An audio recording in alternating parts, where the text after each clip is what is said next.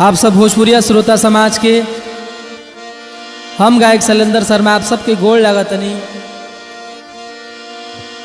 आज ढोलक पे बहुत सुंदर जितेंद्र शर्मा जी उपस्थित बानी, जेकरा आशीर्वाद से हमेशा प्यार दुलार मिलत रहेला। बड़ भैया राजेश भैया के स्टूडियो में रिकॉर्डिंग हो रहा बा।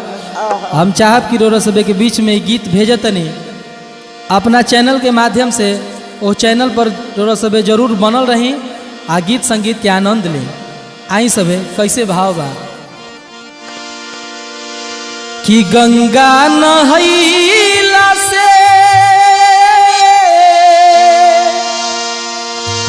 आदे पुण्य नहीं होई, कि गंगा नहैला से पुण्य नहीं होई।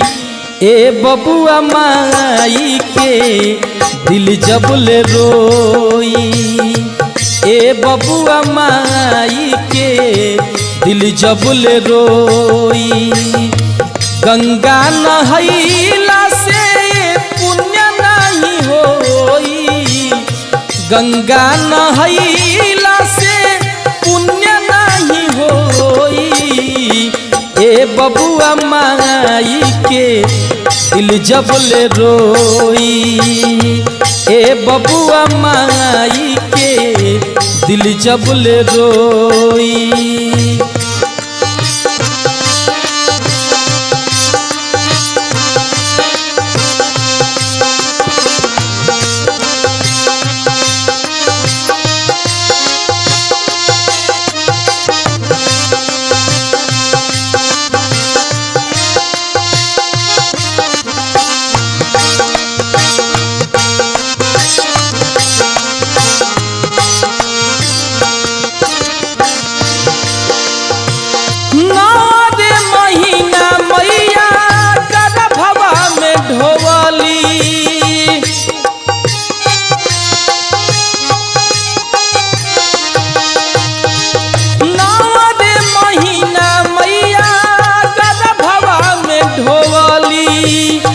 खैली न पियली मैया सब कुछ तेजली, खैली न पियली मैया सब कुछ तेजली।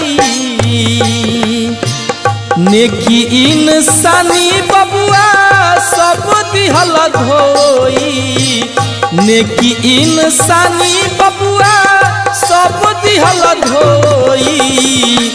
ए बबुआ माई के दिल जबले रोई, ए बबुआ माई के दिल जबले रोई।